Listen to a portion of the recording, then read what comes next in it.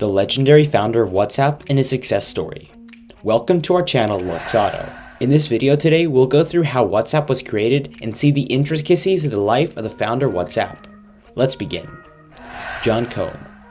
John Combe had become a billionaire under the same roof where he and his mother would get food stamps. Combe's wealth is currently $9.9 billion. He immigrated to the United States as a Ukrainian refugee fleeing the Soviet Union. But the situation didn't improve for him, where he confronted much more poverty and hunger, but managed to develop a billion-dollar enterprise in less than 5 years. Poverty-stricken life. His mother was a stay-at-home mom, and his father's profession was that of a construction manager who built schools and hospitals. There was no facility for hot water in their home, and his parents were afraid of being caught by the government, so they prevented making phone calls. John arrived in the United States with his grandmother and mother when he was 16. John's mother took the job of babysitter in California, whereas John attended school and started working as a floor cleaner at a supermarket. John and his mother expected his father to join them once they were sorted, but he became sick and died 5 years later, never seeing his family again. John's mother was diagnosed with terminal cancer and passed away 3 years later after John's father. He educated himself in the field of network and engineering.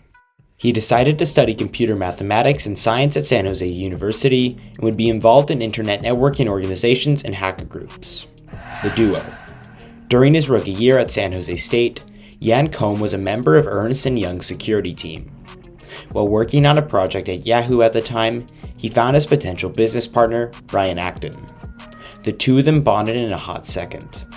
As a result, Combe interviewed for a position with Yahoo a few months later and ended up staying there for nearly 10 years. After becoming dissatisfied with their jobs, the two resigned on Halloween in 2007 and embarked on a year-long journey through South America. They both tried to get a job at Facebook during this time, but were unsuccessful. Strangely, none of them could have expected that Facebook would indeed come looking for them with a few $1 billion in a few years. Sowing the seed for WhatsApp. When they returned to the United States, they debated whether they should work for another corporation or initiate their own.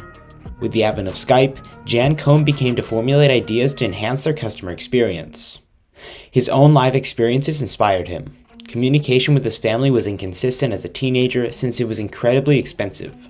So this led him to produce the idea of developing an incredibly simple cross-platform texting app which enabled phone calls and text to be more readily available to family and friends. He discussed this with his friend Alex Fishman in early 2009, who aided him in further developing his idea for a better app.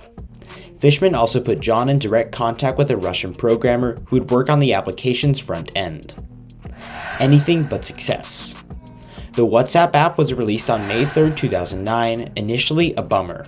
Then, in September, a new version was launched, which was a huge success. After that, according to Brian Acton of Wired, the company witnessed significant expansion, prompting experiments with multiple business models. He said that when they were free, they grew extremely quickly, 10,000 downloads per day, and that once they went to pay, they started to decline, down to 1,000 downloads a day.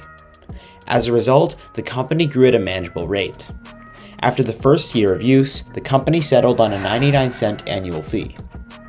The pair had discovered the right formula as their company's growth and earnings shot through the roof. Expanding the company. Following the success of the new release, the corporation began looking for venture capitalists to help them scale their business. In October of that year, Acton persuaded numerous erstwhile Yahoo colleagues to invest $250,000 into the company. While Acton dealt with business matters, Combe helped enhance the app and attempt to make it more user-friendly. WhatsApp's growth was encouraging, but it wasn't extremely affordable. The cost of SMS verification text, for instance, resulted in the company paying thousands of dollars per month, an amount that barely matched their earnings of $5,000 per month in 2010. Because of this, the creators accepted not to be paid for the first few years. Furthermore, they put money into the company from their life savings.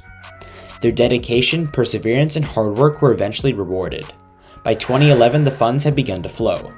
Venture capitalists expressed interest in the app, but Combe and Acton were reluctant to come into business with just about anyone.